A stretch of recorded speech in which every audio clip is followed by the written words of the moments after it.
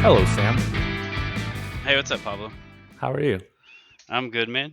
Living the dream out here in Kentucky. Aren't we all? Well, not in Kentucky, but do you want to give yourself a quick introduction? Sure, yeah. So, I'm Sam. I've known Pablo for like 30 years or something dumb like that because we're both old as hell now. Speak for Um, yourself. I'm still in Kentucky. He's left and traveled around, but yeah, I still enjoy it here. And I really still enjoy visiting other places is always really awesome. So, for everyone that doesn't know anything about Kentucky other than the stereotypes, what would you describe it as? Oh, that's a good question, I guess. Very. I mean, it still gets a lot of that southern hospitality, and generally, especially in like Lexington and Louisville, um, which are the quote unquote, I guess, big cities here. You get plenty of people, and you can kind of get that city vibe. But you've got the country right outside, and you're either a Kentucky Wildcats fan or a Louisville Cardinals fan, and And that's mainly for basketball. that is mostly basketball. Yeah. Both groups, I guess, have very big like traveling fans. So I know like some of my friends will every year they'll go to every game and they'll go everywhere and all the big tournaments and stuff and they'll travel and basically get drunk as hell. I've never gone to a basketball game in Kentucky. Is it expensive? I so the thing is I don't know that I've ever bought a ticket. Everyone's always like, "Oh, I got tickets." Yeah, exactly. Um Everyone just gets tickets, huh? that's the way it seems. I don't know. I've never bought one.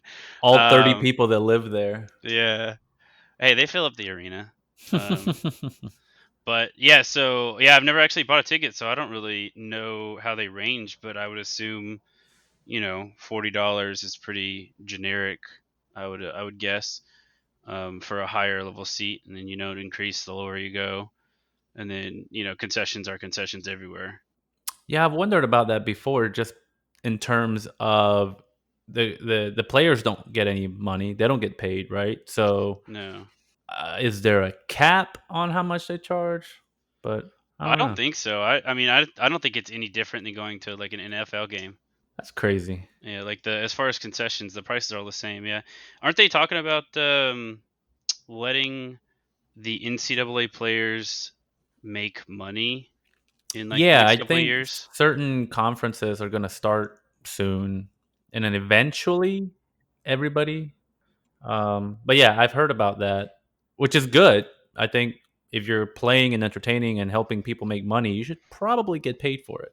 Yeah, but at what point? Like, I guess the issue is, and the issue has always been, is like, how do you police it well enough that because it's supposed to be, they're amateurs. Um, Well, how do you police anything, right? When you go to yeah, work, you clock in, you clock out, and if you have a problem, there's a phone number in the break room says call this number to report yeah. issues. Well, I guess I think one of the biggest issues is that like bigger schools like Kentucky and Duke and stuff, well, they'll pull in more sponsorships and more money, and so they'll be able to make sure that their players are better paid, making the competition not as spread out. I guess I don't know. I don't know really what I'm looking for Well, there, I but mean, that's already happening, right? If you're like one of the best talents in the world as a what is it, an 18-year-old? that's what they say. Yeah, because you hear about all that stuff all the time about schools getting caught like in different situations like that, and I think that's basically why they've decided to just go ahead and allow it to happen. Well, yeah, I mean, let's be honest, right? A lot of the best athletes, not all of them obviously, but a lot of them come from lower income families. Hmm. Why else would they be accepting as much free stuff as they can when they're in college and they're promoting themselves essentially, right? If you're one of the top players, Nike's going to be like, "Hey, have our shoes," right? Yeah, no, I mean, I don't blame them. I think that they should get paid, like they're doing the work. But the school, I mean, I don't know where that money goes. I don't know that when I was in college I ever saw any of that money or where it went. But the schools benefit completely from it, um, Well, it especially the top goes end. to the people who run the university, I guess. I don't know. That's a good question. Yeah, I don't Is really there know. does it go to the board? That would be my guess. Like I mean, they're profit university, so. I don't know. I guess I've never Well, thought about that. I don't know where the no, money goes. they're not profit university. Like the University of Kentucky is a public school, right? Yeah, So technically, they're not allowed to make a profit. I guess it goes to the coach and but if you think about it, it's not a profit if it's like a bonus for the president or of whatever. true, true, true, true, true. So all of the people that are in charge of sports and all that stuff, and whoever hired the guy who's in charge of sports and stuff, they all give themselves a nice hefty bonus. Yeah, that would be my guess. So I That's don't see why the ridiculous. players shouldn't get some of that as well. A lot of It's their that. name on the jerseys. Yeah, that's weird. Maybe I need to start a nonprofit and just pay myself all of the profits. Yeah, I guess and that's an idea. and then you're not gonna get taxed the same. You're gonna get breaks, dude. Yeah, That's insane. yeah, but yeah, and I guess they don't do the NCAA like the video games anymore, do they? I actually don't really No, know, but because I think that was part of the issue, right? If they're gonna be putting these players in there, then they have to make a profit, yeah, and they're like their likenesses and whatnot, and right? No, because I used to love NCAA basketball. Because depending on the arena, if you're doing good, like the whole screen would shake and it would be tougher for the opponent to score. I mean, it was almost like a real, basketball game. Once you get that Kentucky crowd going and it's loud and the opposing team struggles, right? yeah, I guess I mean I don't really.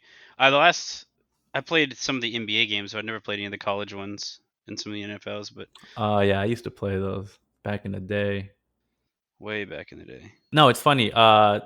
Speaking of what Kentucky is like, when I moved to Kentucky, I was pleasantly surprised to learn that Kentucky Fried Chicken is from Kentucky. Yeah, yeah, it was made here and sort of started here, I guess, and the Colonel and all that jazz, and um, yeah, and now it's owned by Yum, I guess, Yum Food Brains, Yeah, I think they got Taco Bell as well and Pizza Hut or something like that. and that's why the Louisville they sponsor.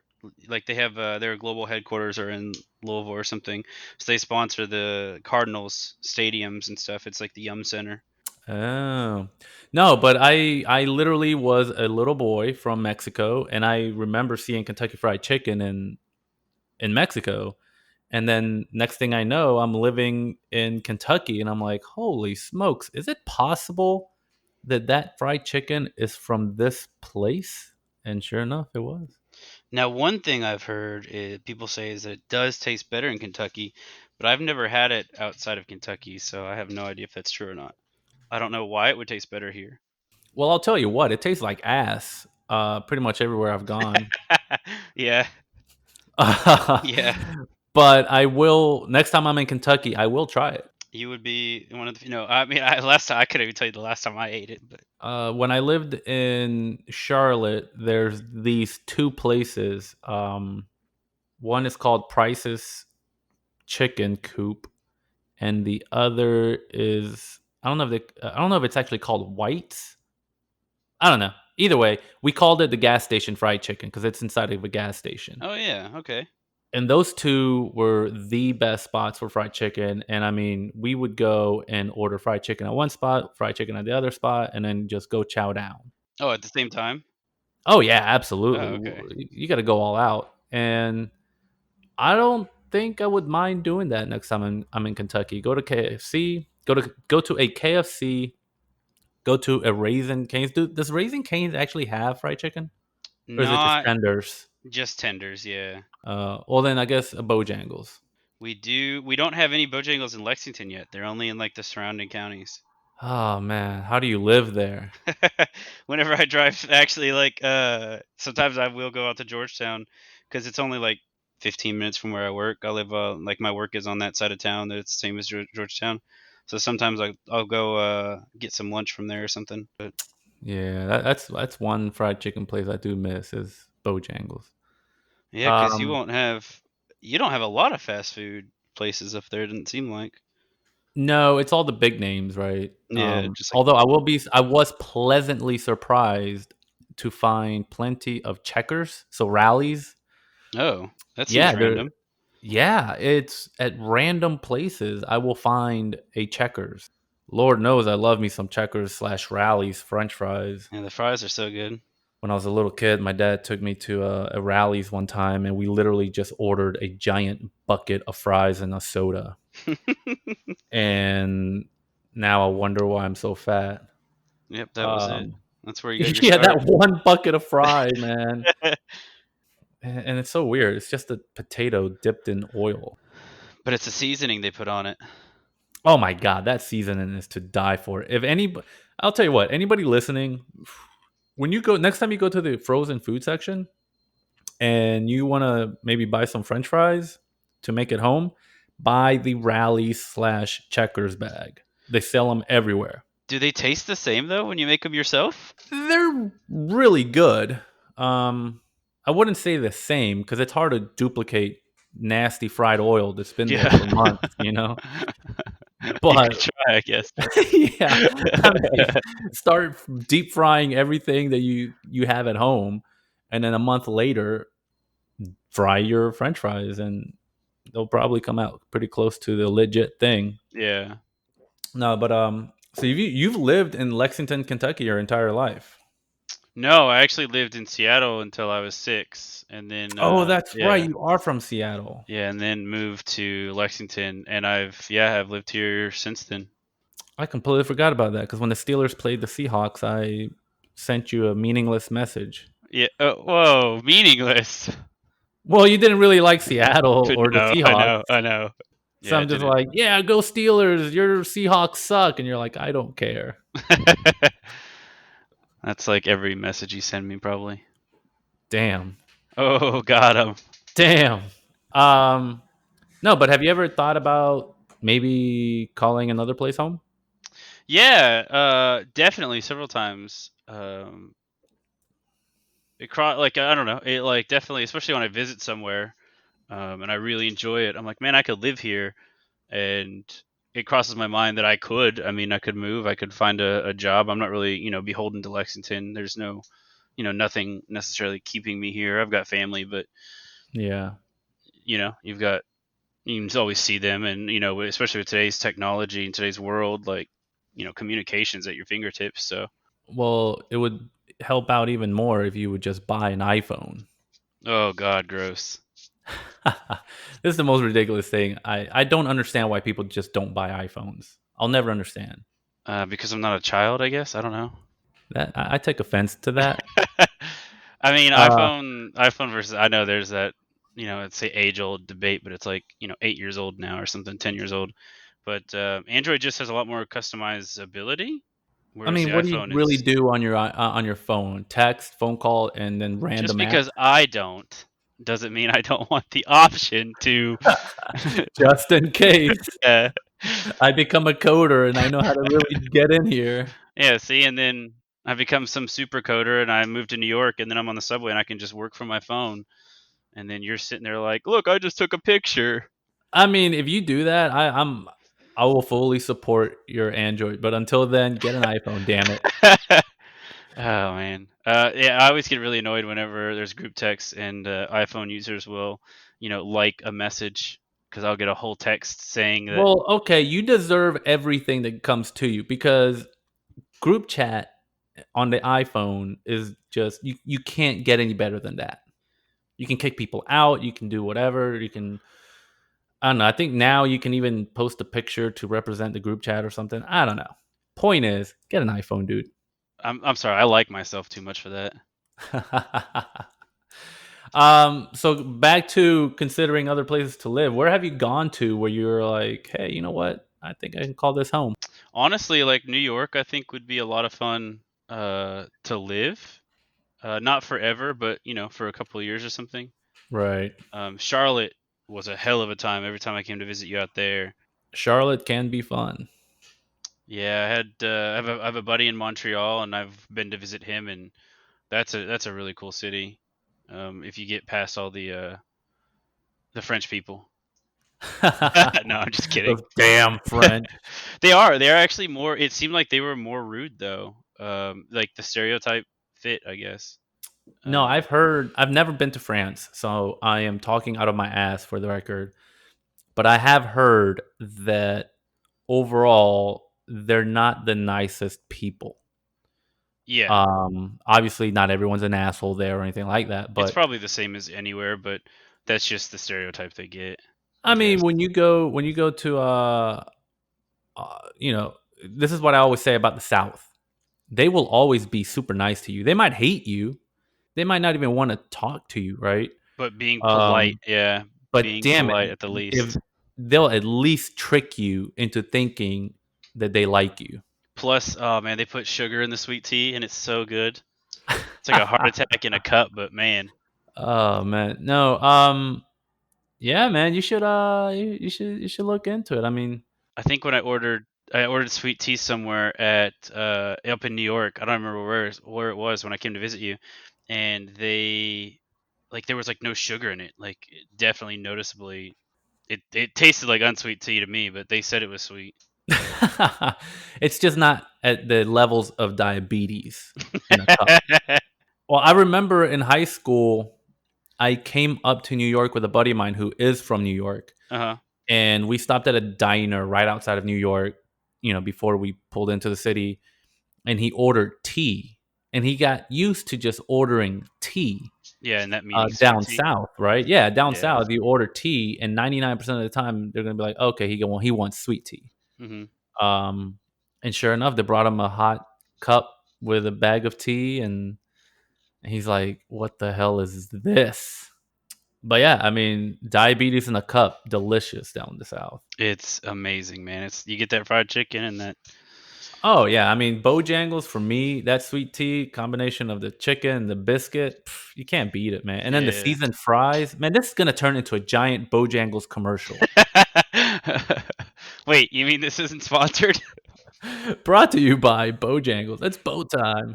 It's bow time. Oh man, at every Carolina Panthers game, it's bow time. Oh my god, I see those commercials every 20 minutes, if even Yeah. every 10 minutes. But yeah, I mean, what would you say would be the toughest part besides family that you would consider, moving? Like leaving behind? Yeah, or just in general, right? Cuz I mean, moving's never easy, right? No. I think it's just, I mean, it would be finding a job that I would enjoy um still, and then obviously moving from a place like Lexington to New York is would be like night and day difference. More so Yeah. in, the rent, the cost of Yeah. living.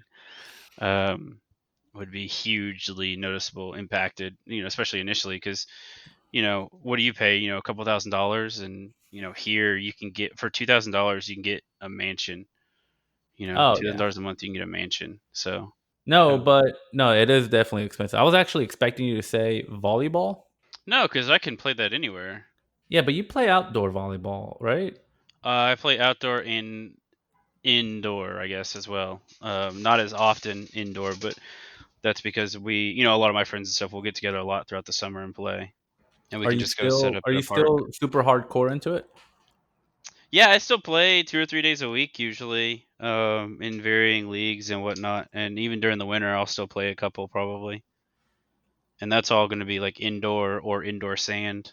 I tried to well, I didn't try, but a friend of mine bought a volleyball, and I think we might have I might have messaged you about it, about what is a good volleyball or I think whatever. you did because you complained because you said it was too hard. I want to say. Dude, that thing hurts. Yeah, and I think it was probably just because your friend bought the wrong one. Because there are definitely some balls you buy. Like I have played long enough that I know which ones are the good balls and which one are the balls that like everyone wants to use, and which one are the balls that no one wants to use. So, but yeah, there are definitely some out there that are awful, and don't buy those. What would you tell people who are looking to buy a volleyball? What do you look for? I mean, Honestly, there's only a couple of brands really out there.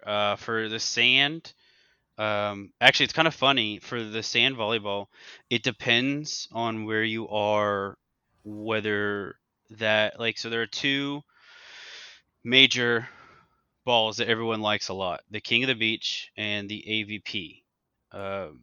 And I forget what the King AVP of is the something. Beach and hmm AVP. It's the Spalding King of the Beach, and it's the Wilson AVP balls. And it's like it will vary from beach to beach, city to city.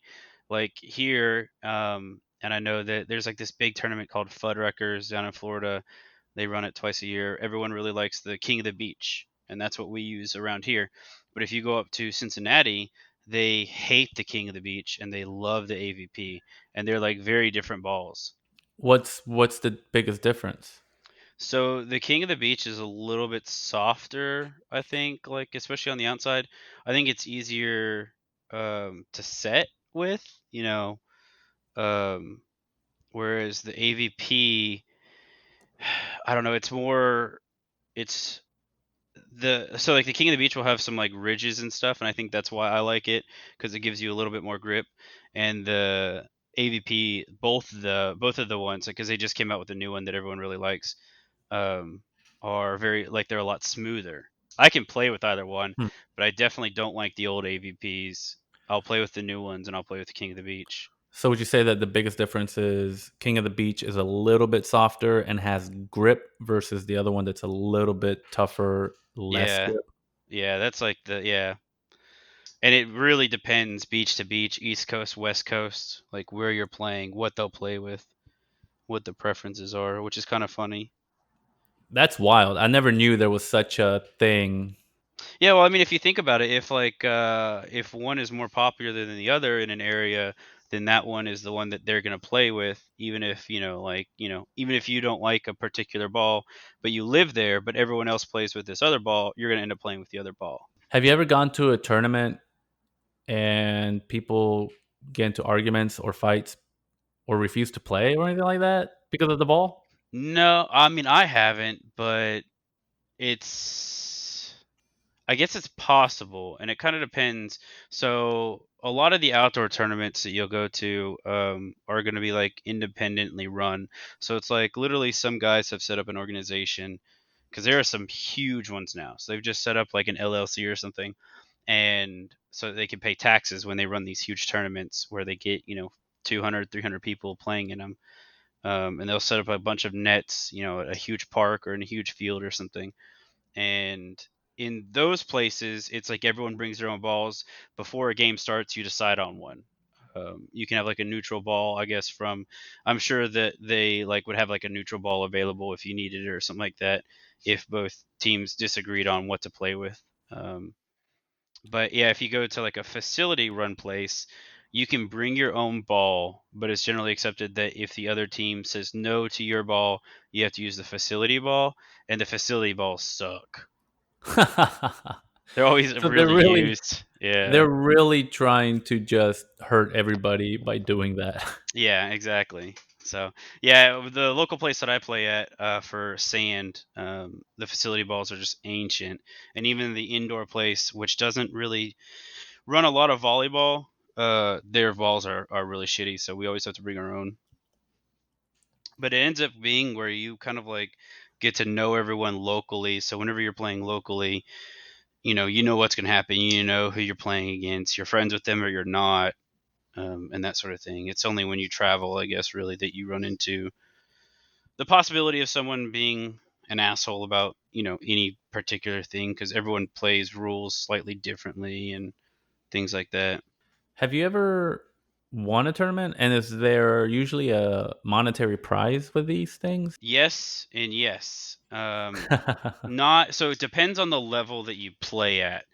Right. There's often a lot of tournaments will run like the lowest will be like a rec, and then the level of play, the ability is different everywhere. Again, like just going from Cincinnati to Lexington, um, a a B player in Cincinnati is the equivalent of a C player in Lexington because that's how we rate. I guess we rate the ability slightly differently than they do. Are you saying that the Cincinnati players are worse? The C Cincinnati players are worse than the C Lexington players.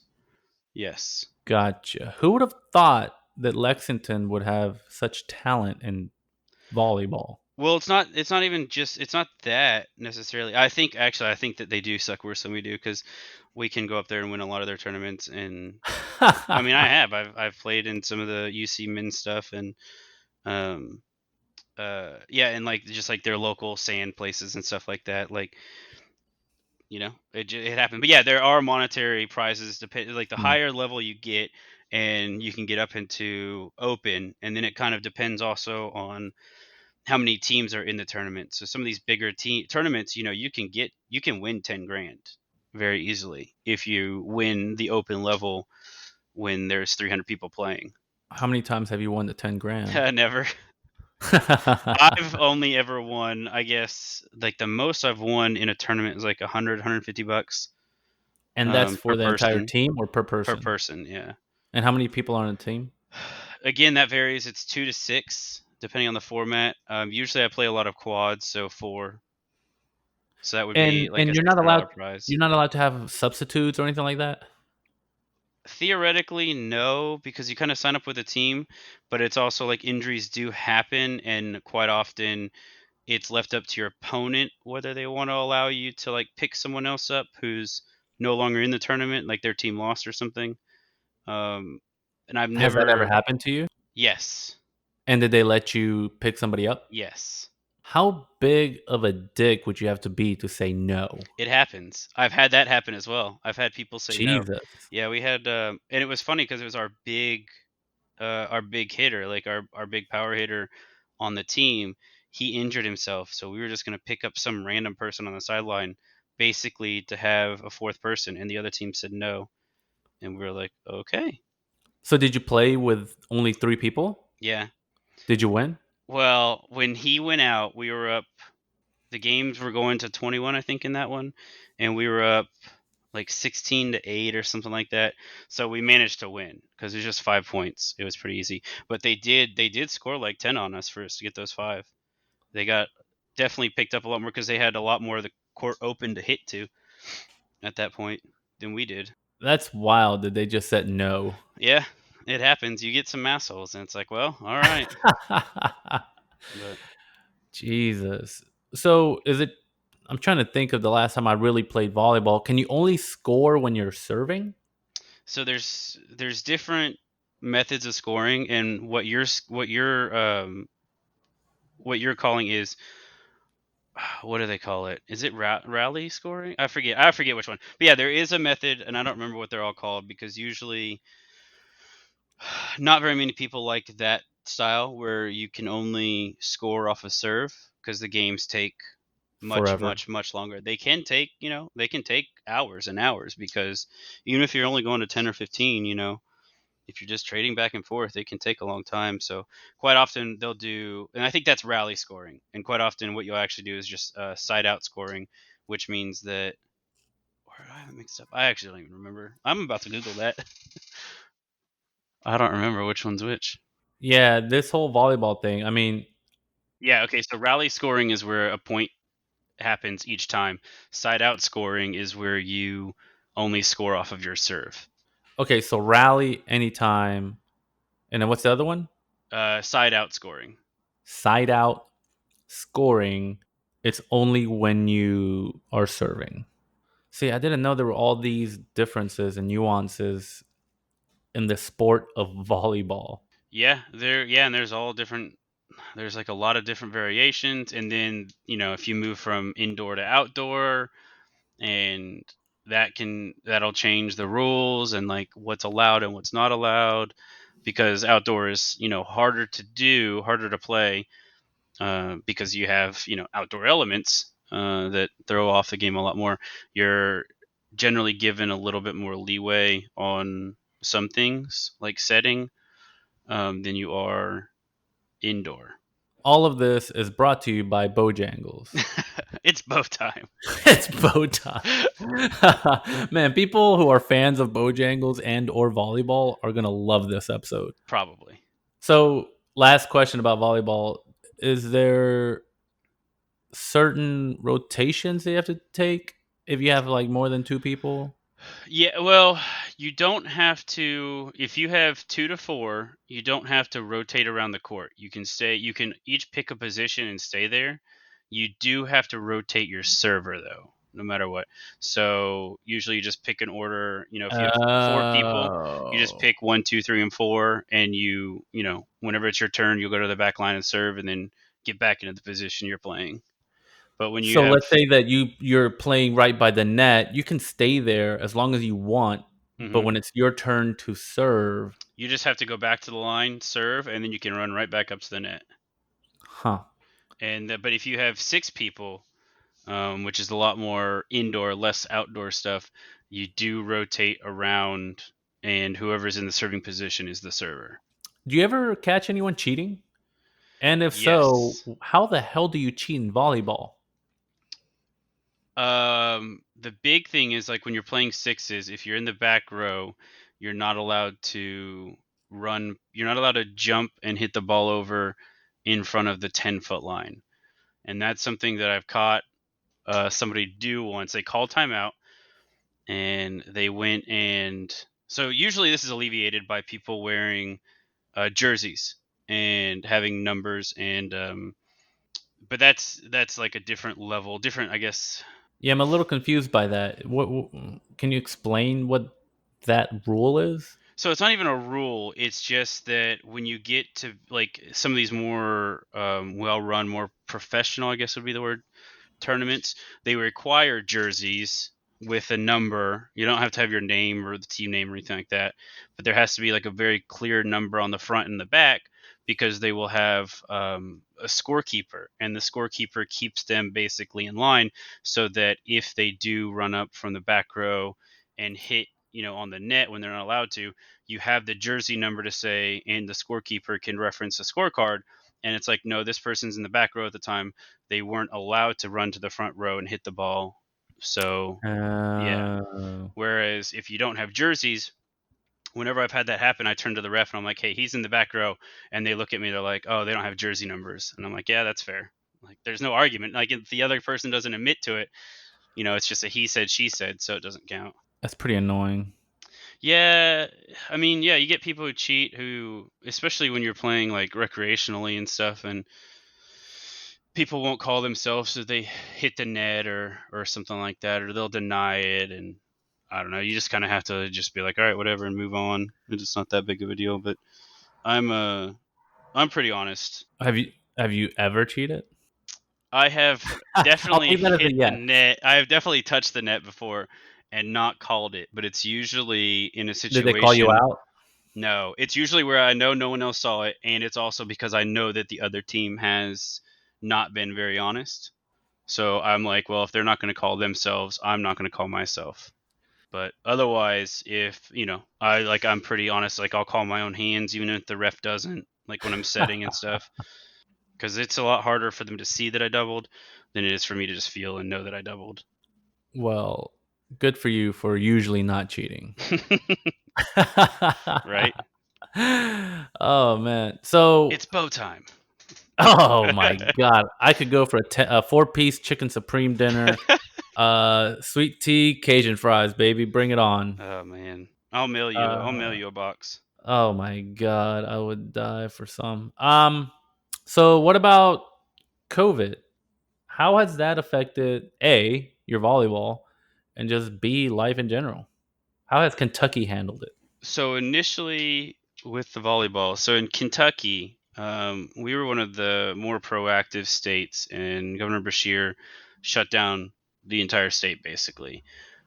For it was a while. I guess I never really paid attention to how long it was because I was working and whatnot. But volleyball was probably shut down for like 3 months in Kentucky. April, May, June. We didn't start until July, so like 3.5 months.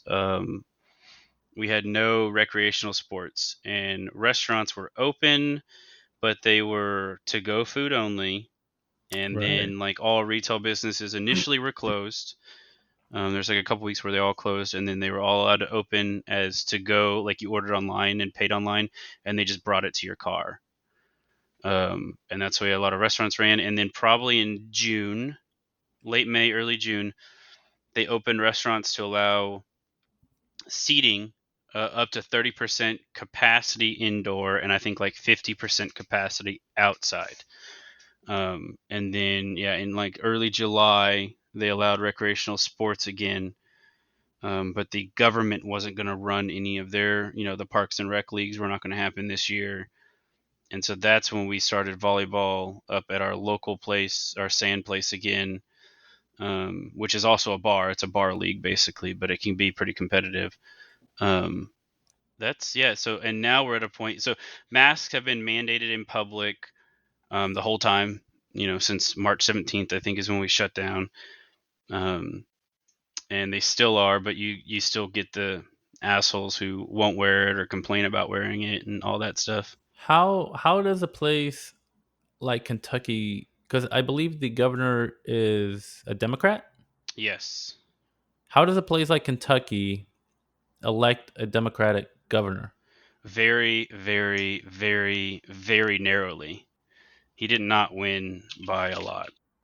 I guess it's just the counties of I mean, we're a what's red Lexington, state. Fayetteville, It's Fayette County, just Fayette, yeah. Fayette County, and then what's Louisville? Jefferson County. So are those the two only blue counties in the state? 95% of the time, it's them and us, and sometimes like Frankfurt, which is the capital, will be um, Bowling Green, possibly, which is like another bigger city, I guess. But for the most part, it's Lexington and it's Louisville, and everything else is red. Like we've had Mitch McConnell as our senator for since 1776. So That man was there witnessing the signing of the Declaration of Independence. he looks like it, that's for sure. No, but he's been around since like 72 or something like that, and Jesus, and you guys cannot get him out, right? yeah, so we actually last year, no, 2 years ago, I guess they tried to throw Amy McGrath up against him, a retired Air Force pilot, and she did like no damage. She was not very popular, and of course, again, it's still a red state, and so a lot of people are going to vote for Mitch McConnell no matter what. And then we had this time around, it was Amy McGrath, but then like a month before the primaries or whatever, not primary, whatever they call them. I always forget which one's which. Devin Booker showed up, and he tried to raise a bunch of money and campaign against Amy McGrath. And he was very, very popular in Lexington, very, very popular in Louisville. But Amy McGrath still beat him because he basically showed up like a month right before the voting happened. And so Amy McGrath, so now we've got her again going up against Mitch McConnell. And obviously, the last 4 years, Mitch McConnell's been a lot more prevalent in the media. Um, Wait, so you're saying that he's running up against the same person? yes, What? yes. And you said that she didn't even come close last time, right? Yeah, it was like 35-65 or something like that. Huh. 40-60. It was not very. She's not very popular. I don't think she wins this time either, but maybe people will realize that Mitch McConnell is the devil. And Well, I'm guessing the polls there are probably not that close, right? I actually don't know between those two. I don't really watch a whole lot of local news. Yeah, because I was actually wondering about that. Because sometimes people run for office and then they lose, but you never hear from them again, usually.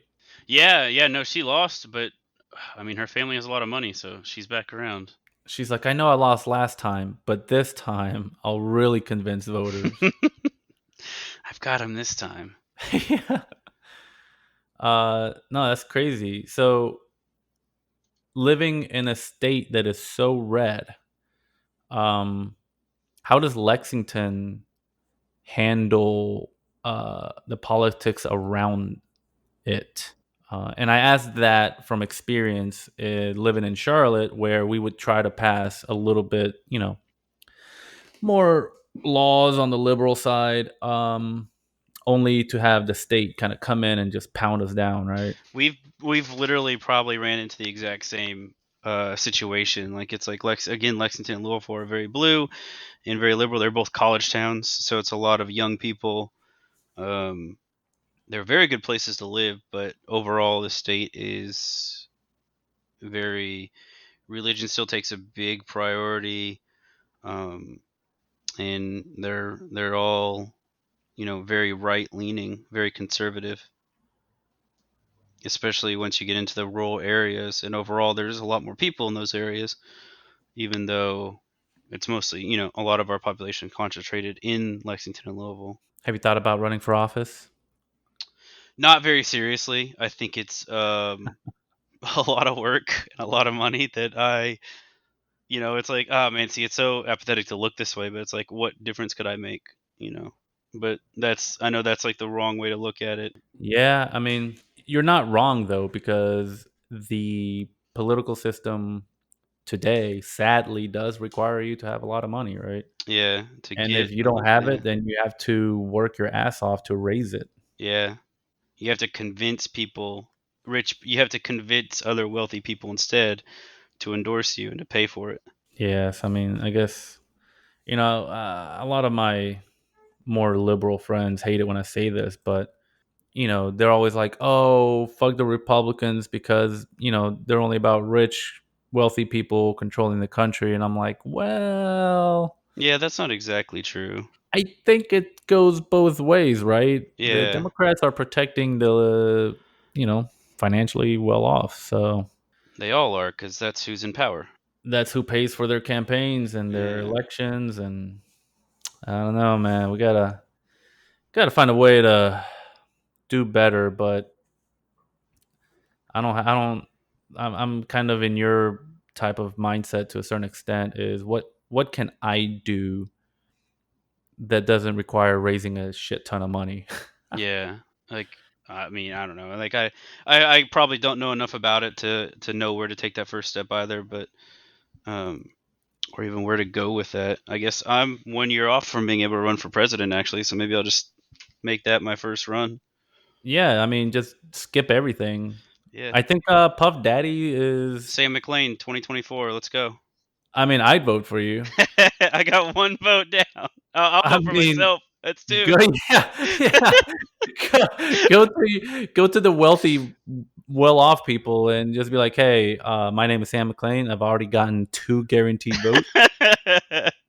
Now, can you donate $400,000 to my campaign?" Yeah, and then I run off with all the money to the Bahamas. Dude, that's another thing. All of these failed campaigns that raise boatloads of money, who keeps that? Because there's no way to spend it all There is by the no way time that they. they could have spent it all. Does Right. it just go back to the party? I don't think so. Oh man. I'm telling you, man, it might be worth it to start looking into being a politician because even if you lose, you might end up with a good amount of money. Yeah. Huh. I'm gonna Google how to get into political power. Watch the first results like military coup. Oh, okay. Oh man, I was looking to make money though. Yeah, I guess you could still make money off a military coup though, because once you're in charge of the Yeah, taxes, yeah. I mean, there's money, money, money has just taken over everything, man. it is the most important thing in the world. Doesn't buy happiness, but damn it, it brings happiness. I don't know. I feel like um, it does buy happiness. That's I don't know. They say that I don't remember it where I certainly heard this, helps. so when I repeat it, I'm stealing it from someone. But I heard a long time ago that whoever thinks that money does not buy happiness has never been poor. I've heard that. Yeah, exactly. And I couldn't agree more, man. Because I'll Yeah, tell you what, if you had to tell me, hey, you want to go back to your college wealth days, I'm like, nope. yeah. What I'm you so much mean? better off now. Ramen and the occasional natty light. Yeah, treat myself and get a Budweiser. Oh, the rich Jesus. kid brought the beer today. Yeah, right. Look at this guy showing off. Yeah, going to Uh, school full time and then working full time. Oh man, the uh, dream. yeah, I'd rather not do that again. No, but Sam, thank you for making the time to chat with me today. Yeah, man. You know anything for you? I got your back. Oh man, now you're making me blush. Oh, can we see that? Is this a video? Eventually, I'll have video, but for Ah, now, audio. Just while I get a hang of this. No, but seriously, thank you. I love you, dude. I've known you for God knows how long, so truly appreciate it, man. for sure, dude. Anytime. Good night, everybody. Don't forget, it's bow time. Oh my God, this episode is brought to you by Bojangles. Right now, I believe for a limited time, they actually have the pulled pork sandwich. What if you get a sponsorship out of Bojangles Oh for my this? God. You're I welcome. would I would cry. If they would actually deliver me Bojangles. I think the nearest Bojangles to New York City is in Washington, DC. Oh God. So look, if it I will literally take a train down to Washington, DC, and I'll talk to the manager at that store and be like, all right, let's talk about this. All right. Listen to this episode. People are fascinated by volleyball, so they're definitely going to listen to this. Yeah. And Bojangles sprayed from beginning to end. Yeah. Kentucky politics. Yeah, It's Kentucky important. politics, and I shit on KFC. So, I mean, You did shit on KFC. That was like the first thing. Smart man. I deserve this sponsorship.